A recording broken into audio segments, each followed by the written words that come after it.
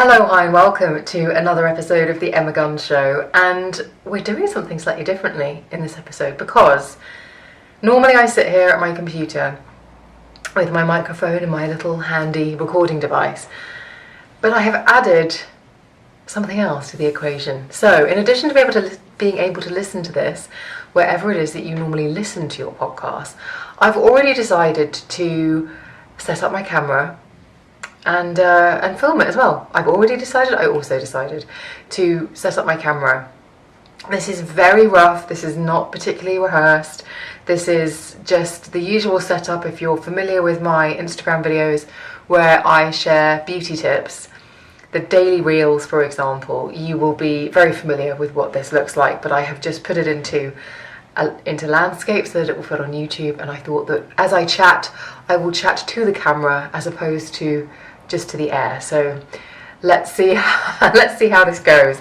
Anyway, there's quite a little bit to think about this week, and I suppose there was something that I nearly spoke to you about in the last episode of Bullet Points, simply because that fell on what I think was World Mental Health Day. Another thing, and I've spoken about this in another episode recently, that I'm not sure how I feel about all of these sort of performative moments of, like, it's a day where we celebrate this or it's a month where we celebrate that, when these should be perpetual endeavours. And I do think that the conversation around mental health shouldn't be restricted to a particular day, and I know that's not what happens, but what does happen on those days is that something can occur which I think can look quite performative, and I say that as somebody who used to engage in it and with it. And I suppose I'm aware more than ever, especially given the over 1,000 podcast episodes that I've created where I have spoken about, among other things, mental health, depression, anxiety, and I have spoken to incredible experts on the subject. I now find myself recoiling from pretty much all content around it because it just feels platitudinous. It's as though people have jumped on the bandwagon and talking about it is enough, when in actual fact it should be more than just talking about it. It should be adding value or being helpful or offering an insight. And I think all we've done, and again, as I mentioned, I participated in this, I think that what's happened is that it's become a cool subject, but that doesn't necessarily mean that what's out there is being really helpful. So case in point, on World Mental Health Day, I'd worked out in the morning, I was going into London for appointments, and the television was on, and there was somebody talking about mental health, and the crux of what they said, like for the I don't know, 7 or 8 minutes that they were on primetime morning television, if you boiled down what they said, they essentially said, talk to someone, talk about it. And that is a great message, and that is fantastic, but there's something a little bit icky about this message being valid or legitimate when the person sharing it is famous or has a profile, and in addition to that appearance that day would have done something else, would have filmed 10 TikToks. And I don't know, I suppose for me it just it confirms that there has been this cumulative effect whereby mental health has become cool, and therefore let's make it cooler by getting basically celebrities to talk about it, or famous people, or people with massive followings, as opposed to psychotherapists, psychologists. I will defend to the hilt the episode that I created with Dr. Tracy Dennis Tawari. She is an expert in anxiety, she has studied it, and I learned so much from that conversation. As somebody who has struggled with anxiety, I was definitely an anxious child, and it went undiagnosed because I was a child of the 80s and 90s, and it wasn't something that was spoken about in that era. It was not something that was identified, if you like, and I had to sort of figure that out in my adult life, not just in my early adult life, like in my 30s. I had to figure it out in my 30s that this constant anxiety was life-limiting and hindering me in some way. And I've spoken about that, and it's really awful to be anxious. It can be, as I've said, really life limiting. But when I spoke to Tracy, and she talked about the fact that, like, actually when your body is flooding you with all of the chemicals and the hormones and all of those things that you want to not have in your system because it doesn't feel nice, actually they're priming you to perform at your best. And I suppose that really came into sharp focus this week, because I've been talking to a lot of people of a similar age to me about this enormous disconnect that seems to exist between my generation and the generation below. And the way that it's not just in the fact that we don't seem to be able to communicate, or communicating seems even harder, but how all of the things that caused us stress that we maybe complained about at the time, let's be honest about it, are now things that generation simply won't engage in. And I'll give you a case in point. I was talking to a friend the other day. So I've spoken to various friends. So I've spoken to friends who run businesses and employ people, so are employing people who are younger.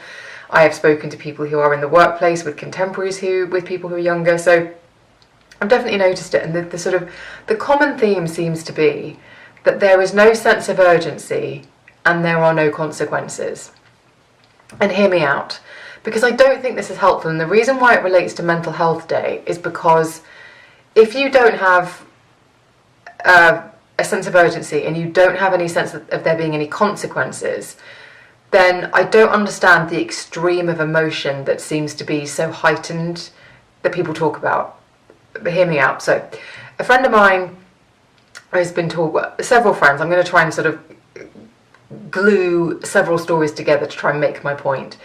But friends have been telling me about people that they work with, younger people that they work with, who maybe screw up, or maybe don't get the gravity of something, don't realise how important something is.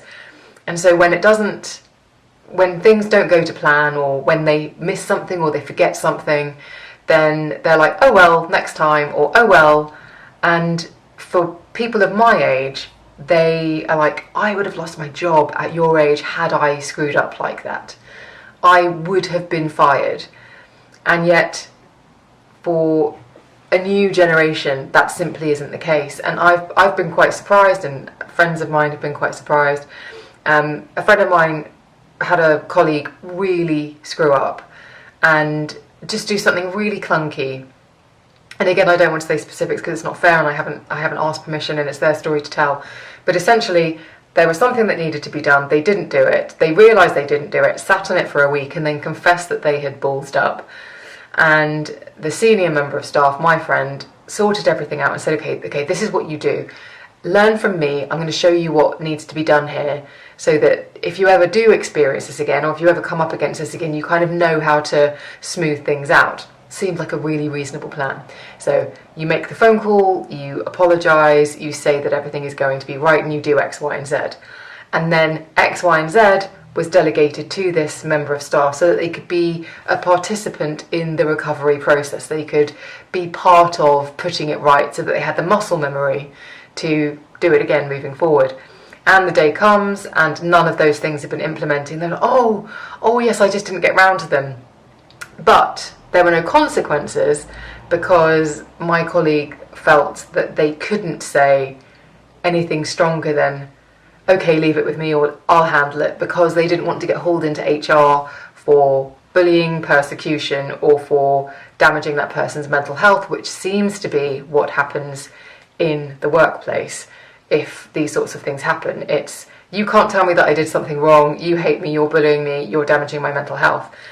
And the reason why I have been thinking about this a lot, especially with regard to the whole Mental Health Awareness Week, or Mental Health Awareness Day, is that it's almost as though if we're removing ourselves, or there's a certain generation of people who, because of the brilliant advances in talking about mental health, because I don't want to suggest that it isn't good that we talk about it more, because I do think it's good. But in talking about it so much, I do think that we have pathologized really normal human emotions. So if you are nervous, I know I've spoken about this before, but if you are nervous, that's a really good thing. As Dr. Tracy said on the podcast, if you're a sprinter and you're in the blocks on the racetrack and you're waiting for the starting gun to fire, your body will be and should be, if you have done all of the training, if you have done all the preparation, if you care, if you want to do your best, your body should be flooded with those hot emotions that make you feel a sense of panic, so that when that gun fires, you are out of those blocks faster than you could possibly physically imagine that you could be, because that is your body priming you to perform. Now, I'm not a sprinter.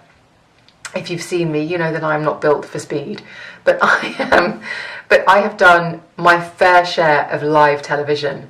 And even last week I was hosting these talks for Clearer, and I was with Dr. Emma Craythorne, and before all the talks started, people were saying, would you like a drink, would you like something to eat, would you like something to do? And I said, no, I can't eat and I can't drink before I do any kind of, whether it's live TV, whether it's hosting anything. And they couldn't understand it. And I said, well, God, when I was on QVC a lot, I couldn't drink anything before I went on air, because I used to do at least 7 panic wheeze in the hour before, because that would be my body getting me ready. It was like, I'm going to shed everything that could possibly weigh us down, so that when that red light's on and when you have to do your cell, it's just all focused on the task at hand. And I really appreciate that. And when Tracy talked about it on the podcast, I really appreciated the fact that there were some really wonderful things about being anxious. Now, when you are talking about panic attacks and when you are talking about life-limiting and crippling anxiety, that's not great.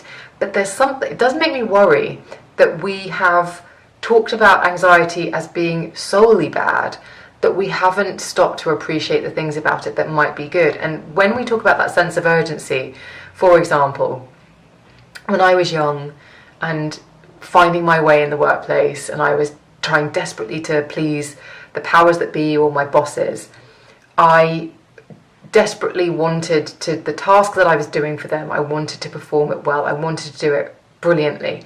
And sometimes I would lose sleep if it was something that I had to do the next day, and because I would be thinking, I just want to get this so right, I want them to be so impressed, and I want to get this right because I want them to trust me. And that doesn't seem to be part of it now, because if somebody starts to feel like that, if somebody starts to lose sleep, then it immediately becomes a bad thing. And if you are removing yourself from the normal, perfectly reasonable human emotions that you're having, like nervousness, then you're actually dulling your life experience, I believe. Now, the consequences side of things is slightly different, I think. But if you are not experiencing certain emotions, if everything is just, if I feel stressed, if I feel anxious, if I feel a bit down, I will remove myself from that, and I will run towards the good emotion, then I just don't think that that's necessarily very helpful. I do think sometimes you have to sit with it. This year, and to be honest, I would like to pose this question to you. I would say that 90% of the people that I have spoken to in 2024, when you talk about how's your year been, there's been a bit of a sigh and well, I think 2024 seems to have a certain heaviness to it. Just from what I'm gathering from speaking to my friends and people that I work with. And so sometimes you just kind of have to sit with that. Like, yeah, I've had a few low days and I feel a bit blue. What can I do about that? Not, oh, that means that pathologically I'm now depressed. I don't believe that to be the case. I think sometimes it can all get on top of you, and that's when you need to be really proactive. And what is this trying to tell me? Like, why do I feel a bit low? Is it because I'm not getting out enough? Is it because I haven't seen my friends enough? Is it because actually work's just been rubbish this year and it's completely, totally normal for me to feel a little bit demoralised and despondent? Rather than, I feel a bit low, oh my gosh, I need to just tap out of my life and be passive.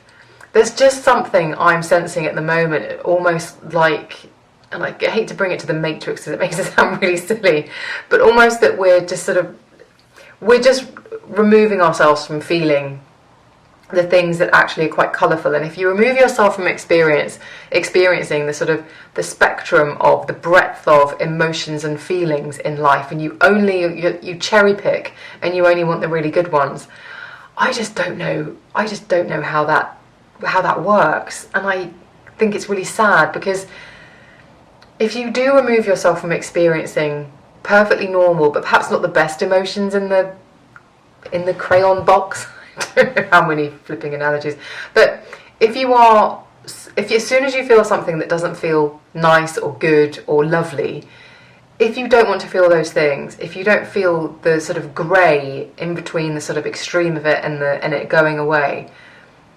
then I just think that could become quite boring. And then if all you're doing is running towards your pleasure centres, and you're running towards shopping or buying or consuming, and you're getting your highs from things like that rather than from you, I just think that could be quite unhelpful. And so on Mental Health Awareness Day, I was talking to a friend, and we were talking about all of the posts that we were seeing on social media, and all of these, like, even from people that I respect and I really like, who were sort of doing these really long posts about, this is where my mental health has been really bad, I'm dealing with something really bad here, and you wouldn't know it because my Instagram is so glossy. And I just sort of think, I think that's quite obvious, and I also don't know what the benefit is to the reader to see that, other than you never know what someone else is going through. I mean, that people have been saying that for centuries. You can't know what's going on in someone else's life, so just kind of be kind. So there was all of this, and I think one of my friends described it brilliantly as sort of an emotional incontinence to just say what's going on with you. And again, I don't know as if that's necessarily really helpful. It's like everybody is standing up on social media as if they're in an Alcoholics Anonymous meeting, going, hi, my name is, and I'm an alcoholic, and this is the worst thing that I've been through. And the point of those meetings is A, anonymity, but B, for there to be some benefit to having done that. And I don't know what the benefit is necessarily of having done it in the way that I see some of it being done online. Admittedly, I have made quite open and vulnerable posts about my eating disorder. I've also spoken about my depression, but I tend to keep that here because I think I can, as I've said before, it feels a bit safer. But I was chatting to a friend on, I think, the day after World Mental Health Day, and she had sent me the links to a few of these sort of very long-winded, quite worthy, on this mental health day, I want to share my story. These posts, and just sort of saying, this is a worrying shift in culture that we've moved towards, right? Like, this isn't helping somebody. This is just inviting sympathy, as opposed to actually platforming or pushing people towards finding their own solution. It's like, join in with my pain and you won't be alone, as opposed to everybody experiences pain, but there are really wonderful things that you can do, like therapy with a licensed professional mental health provider, all of those sorts of things. And I sent a video back to them saying, this is the post I would have put out on World Mental Health Day if I thought I could possibly get away with it. And I just didn't want to, which was essentially what I've said to you already in this episode, which is, on this World Mental Health Day, really ask yourself, is what you're experiencing anxiety? Is it depression? Is it extreme stress? Or are you just nervous, a bit low, and are you slightly overwhelmed? Because the way we use our vocabulary is so important.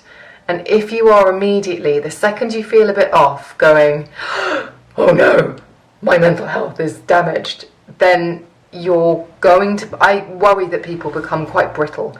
In the same way that if I went for a run for the first time ever and tried to start sprinting, I went, no, it's too much, I'm not going to do that again. No, sprinting isn't good for me, running isn't good for me, I can't do sprinting. Then you're just going to rob yourself from, maybe you're going to be a great speed walker like Kath Day Knight, or maybe you're going to be, I don't know, maybe you're going to love walking and hiking and all of these things. But if the first time you do something, you label it as an extreme, you're never going to dip your toe back in. And I very much looked around on that day and thought, it's so good that we're talking about mental health. It's so good that the conversation around mental health is open now. But it's almost like it's too open, and we haven't got to that point. The pendulum swung so far one way, we haven't got to the point where it sort of swings back ever so slightly, and we acknowledge that actually it's perfectly normal to feel stressed, to feel to feel nervous and to feel a bit low at times.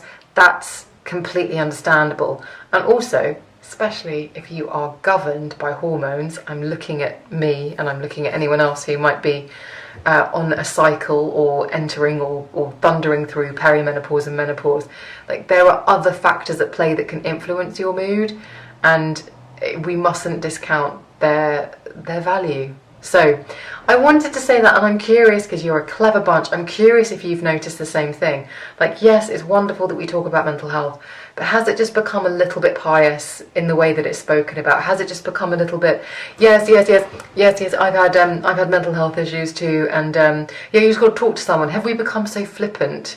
Are we moving away from the actual thing of, like, I don't know, I remember when I was growing up and I'd be sad, I'd come home from school and I'd not had a good day. I wouldn't want to go into school the next day, but I don't want to ever go back. And I had parents who said, okay, well, this is just part of school. This is just part of school life. This is just, you have your ups and downs with people. There are some subjects that you're good at. There are some that you're not so good at. It's kind of swings and roundabouts. And I mean, I was furious with them for, I'd say, days, but it's probably decades, for not letting me have a day off or not taking me out of school. But the truth is, I almost got inoculated against a lot of it, because I had to go and keep experiencing, and eventually you just go, oh, that is kind of part of life.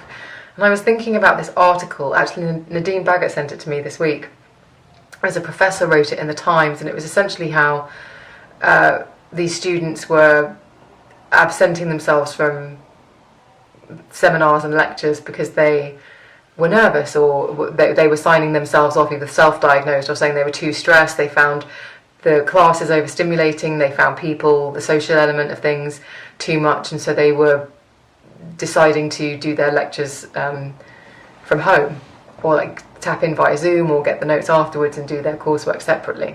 And the lecturer was just saying, well, some of this is not necessarily, it's taking so much time to look after all of them and not just deliver the lectures and the seminars, that they kind of wish for the years when people used to turn up stinking of booze and fresh from the night before.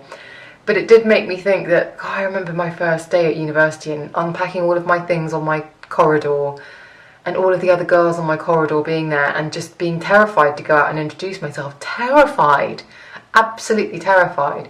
But knowing that I had to do it, and that the longer I left it, the weirder it would become. I couldn't just shut my door and wait for them to go away, even though, honestly, in my heart of hearts, that's what I would have wanted to do. I would have just wanted to shut my door and just sort of pretend that I wasn't there and, I don't know, take my time. But unfortunately, that's not how life works. You have to go and, you have to bite the bullet and go and introduce yourself to people and hope for the best. But if you don't do those things, if you don't allow yourself those experiences, you are removing yourself from just, I don't know, the colourful tapestry of life, I suppose. And on World Mental Health Day, it really hit me that there have been so many good things that have happened in this explosion of the conversation around mental health, but I wonder if we are perhaps not necessarily noticing the bad things that have gone hand in hand with it. And I don't think the pandemic helped, definitely for people who are at university now who probably ended school in, I don't know, in online classes or whatever. But please do, you're a clever bunch, let me know what you think. I suspect many of you are of a similar age to me, so maybe you have people who work with you or for you, you're an employer, and perhaps you're seeing this as well. But there definitely seems to be this huge sort of shift in generations, whereby the experience that we had just is so different from the experience that the generation after us is having. And every generation thinks that the one after it is flawed or defunct or defective in some way.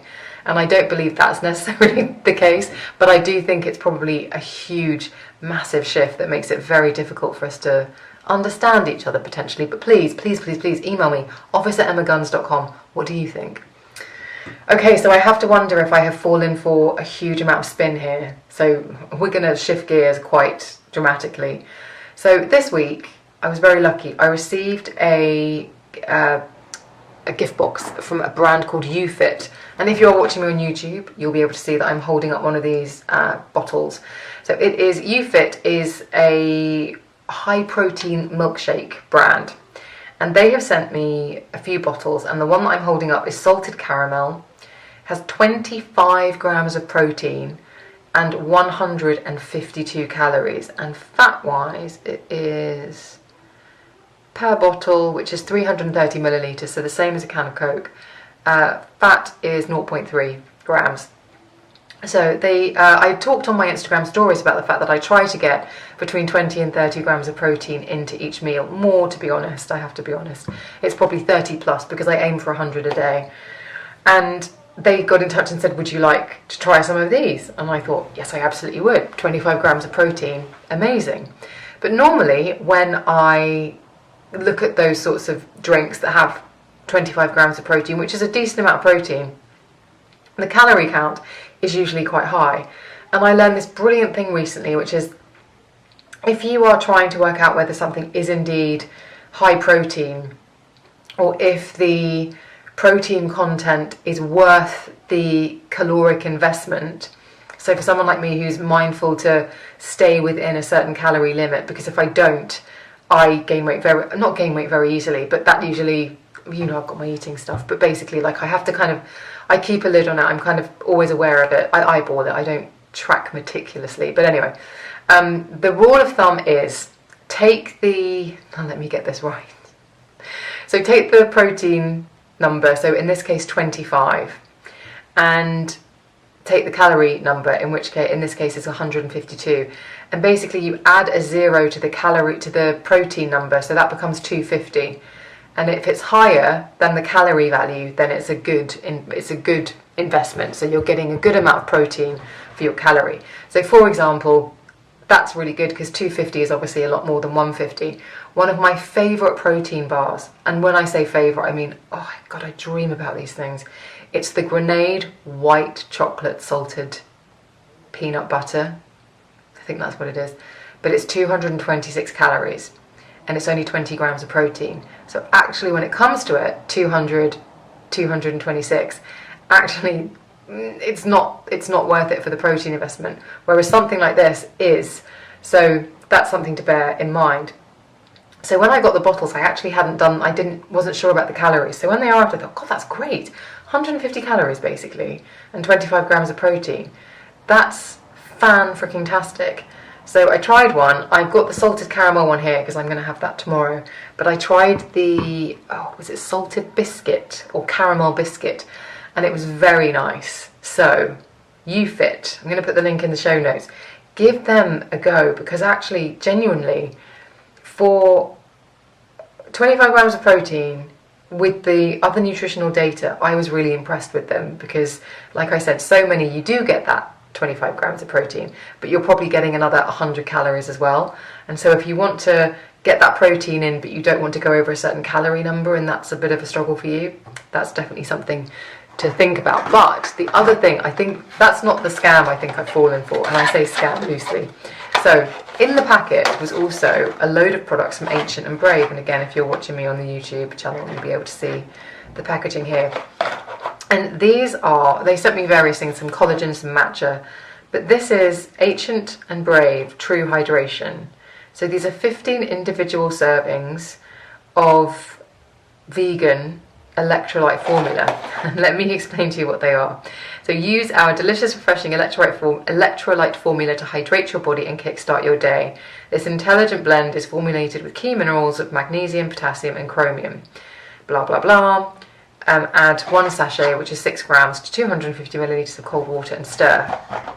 Now, I am, I hope, sensible enough to know that if you want to be hydrated, you need to drink water.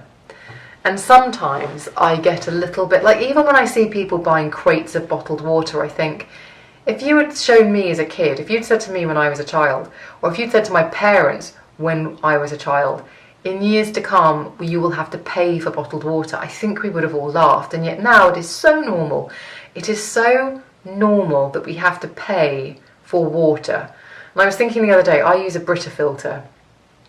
And I can't now drink water out of the tap because I taste chlorine. It tastes very different to me and I don't like how that tastes. And I just think that that's a brilliant way to make people not want to engage in something that's free to access, to scaremonger them about what's in the water so that they have no choice, and over time they become accustomed to a different taste, or they begin to feel that water is somehow dirty, so that they will spend their money on bottled water or filtration systems, whether it's a Brita filter like me or you get those filtered taps.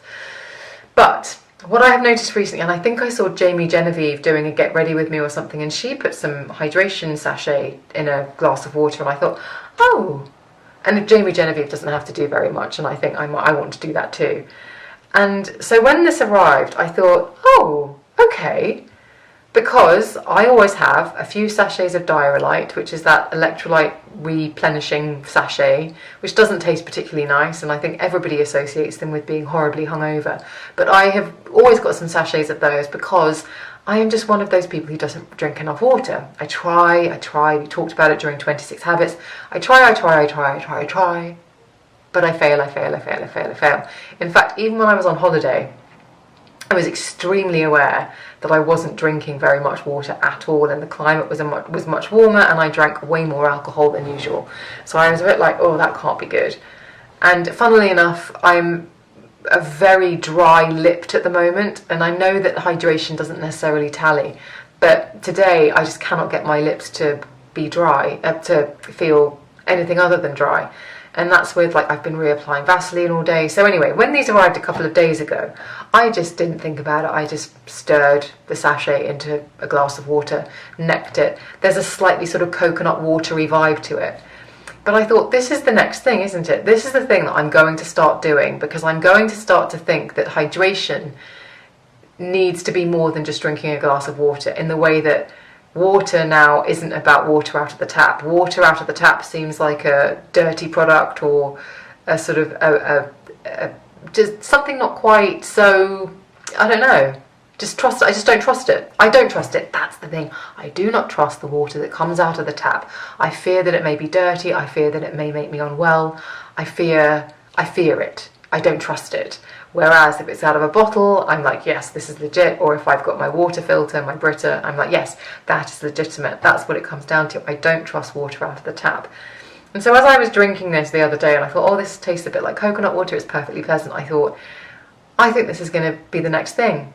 I'm now going to not believe that water can hydrate me, even though chemically, biologically, physiologically, it is absolutely going to hydrate me. I think I'm going to start, if I get on this, maybe I'm going to start thinking that the only way I can hydrate is if I add something to water. But we shall see. However, I will say that I'm going to give it a go and just see if I feel any kind of difference. And the reason I say that as well is because I was convinced I was retaining water recently. And so I started taking some of those waterfall tablets, and I started to get really lightheaded. And I was like, oh God, lightheaded. I wonder why I'm lightheaded. And I was, oh, it's my blood pressure, it's menopause, maybe I'm getting older. And then I did loads of Googling. It was like, if you are taking diuretics, I was like, oh yeah, I've been taking those for 2 weeks. So I have been stupid recently, but at the same time I have been aware that I tend not to drink very much water. I don't do it because stress makes me panic-wee, as I've talked about, but also it's just not something that I'm very good at. And I think I'm one of those people. It's like when you go and you pack for a weekend away. If I'm staying at somebody's house for one night, I'll pack 3 pairs of pants. And that is because I think I am so traumatised or hardwired to be worried about wetting myself from when I was a kid. And I know I'm not alone here, so don't look at me like that. But I know that you always take a spare pair of pants just in case. And I don't know what that just in case will be, but I think there's sort of this reflex or this sort of retrofit or this thing of like being a kid and sort of needing a spare pair just in case for when you would go and stay at a friend's house or something. I mean, like, you know, when you were 16, and I'm joking, you know, when you were quite little and perhaps you were still having issues with wetting the bed. Anyway, I've said too much, but anyway, I'm sure I'm not the only person who just packs extra pants just in case. And so I feel as though that has also shown up, not just in the way that I pack for a weekend away or a night away, but it's also shown up in the fact that I sort of starve myself of water so I don't get caught short. and maybe that's not the healthiest thing. So I need to get better at drinking water, because I definitely know that this year I have been terrible at it. And water is not something I enjoy drinking. I really don't like the taste at all.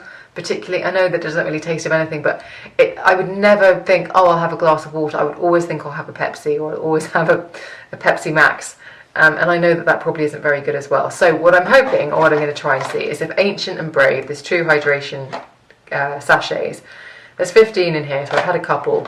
For the rest of the week and until I run out of these, I'm just going to take them every morning. They're probably not a bad thing for me to be taking before I work out, and I work out for first thing. So I will report back to you on whether that feels like it's making any kind of notable difference, to be honest. Now, let's talk about mobility.